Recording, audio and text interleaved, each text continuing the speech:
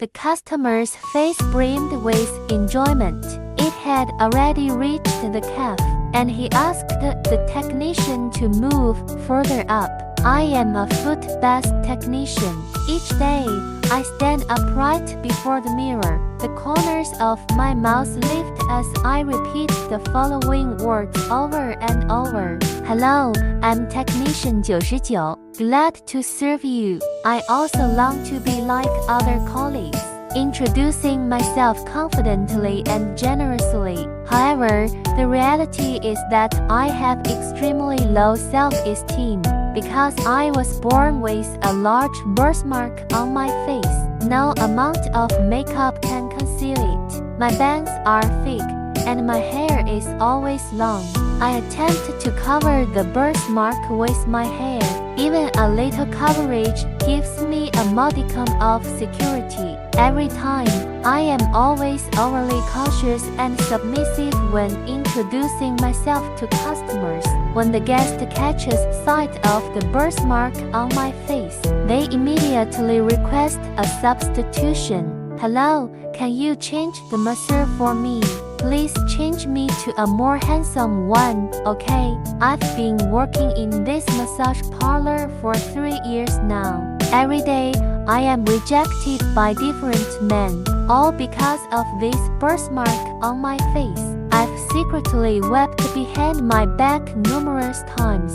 I even envy the little sisters who are constantly harassed by their guests because they are beautiful and thus harassed. Although my massage skills are top-notch among our store, however, when spending the same amount of money, who wouldn't prefer someone more attractive in appearance to serve themselves?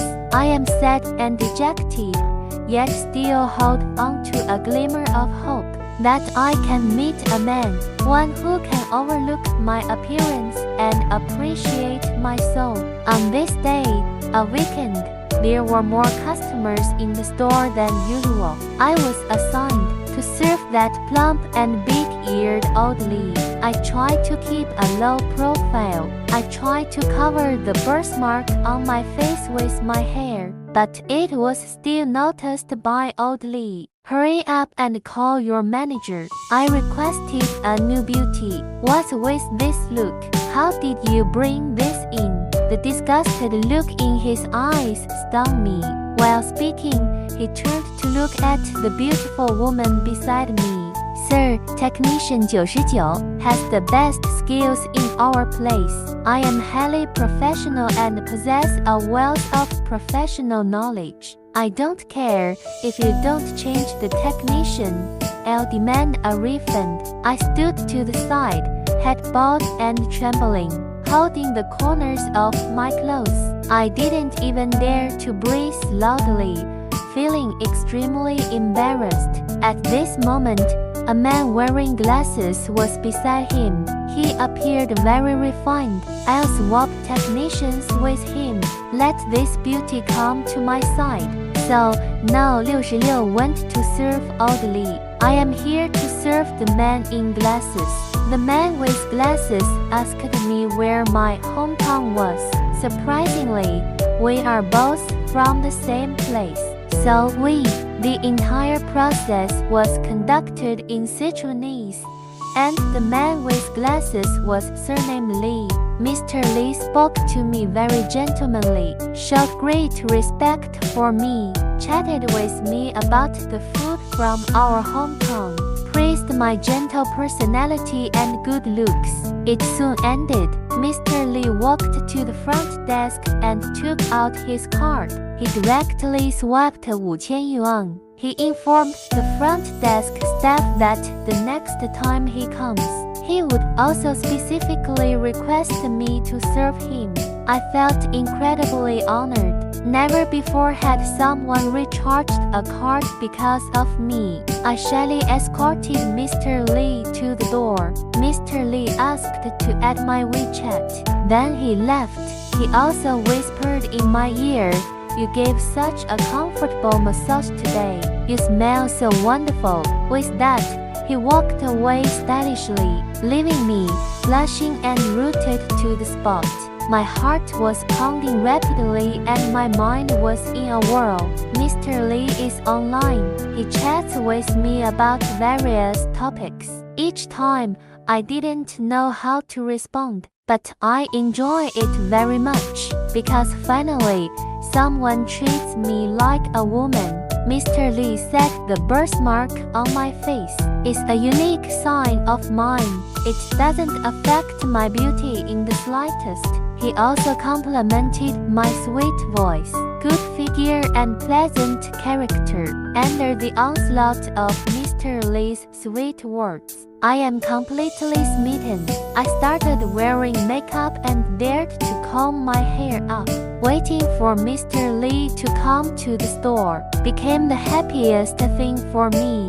Whenever I encounter customers asking for a substitution, I am not as sad as before. Mr. Lee came several more times.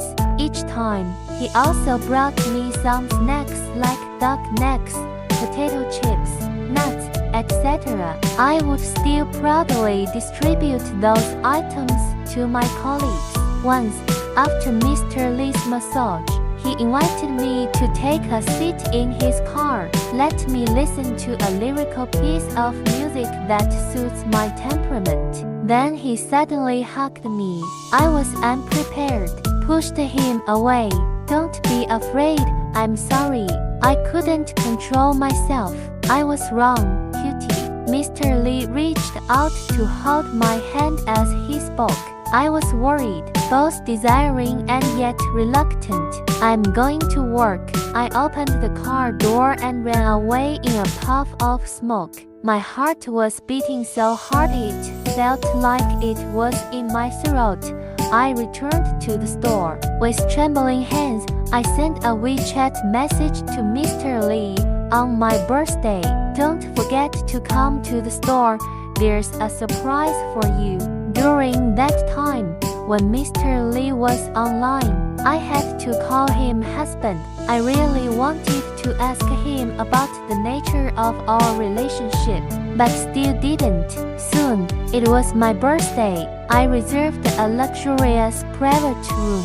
I deliberately put on makeup and waited for Mr. Lee shyly. Mr. Lee arrived promptly and threw me a pair of stockings, asked me to put them on. That commanding tone made me uncomfortable, but I did as he said anyway. Then I began the massage, and I kept massaging up his calf. Mr. Lee asked me to go a little higher and higher up his calf.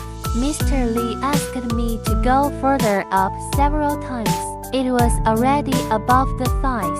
Mr. Lee's body reacted and asked me to hold it. I refused. Mr. Lee already had that expression of enjoyment and asked me to kiss it. That commanding tone was no different from the other men I had met before. In my mind, recalling my time spent with Mr. Lee, was the man in front of me really the one I imagined him to be? I summoned up the courage to stop, saying that you still have a surprise for him today. So, I opened my mouth and started singing. It turned out that my singing voice was very captivating. When I was in school, I almost won an award for singing. Back then, it was because of the birthmark on my face. I didn't have the chance to perform. I know myself that my voice is actually very beautiful. I sang my favorite love songs affectionately, hoping that Mr. Lee could see my talent in my singing, could get to know me from the song, know my pure and beautiful soul. However, before I could even sing a few lines, I was ruthlessly interrupted by Mr. Lee. Hurry up and kiss here, over here, here. As he spoke, he pointed to his neck, chest, lower abdomen, etc. I looked at the lewd man lying there. I was truly at a loss. Would I listen to this man step by step? What is our relationship? Mr. Lee impatiently ordered me to hurry. Don't waste time. Completely disappointed, I stopped what I was doing, rushed out in a rage. I also fantasized that Mr. Lee would find me soon and apologize to me. I thought too much. I waited for a while. I didn't even catch a glimpse of Mr. Lee's figure. After a while, I wiped away my tears and returned to the store. As a result, when I walked to the private room I had just attended, I heard that Mr. Lee was having a foot bath with the new No 88 girl. Laughing heartily, peeping through the crack in the door, Mr. Lee was tickling the foot washing girl No 88, giving $100 for a few tickles. I could see it clearly. When Mr. Lee left this time, he once again recharged 8,000 yuan at No 88. Also, in the storage compartment of Mr. Lee's car, all of them were lighters from foot bath shops. The foot bath shop was just a place for him to have some fun. I was merely one of his prey.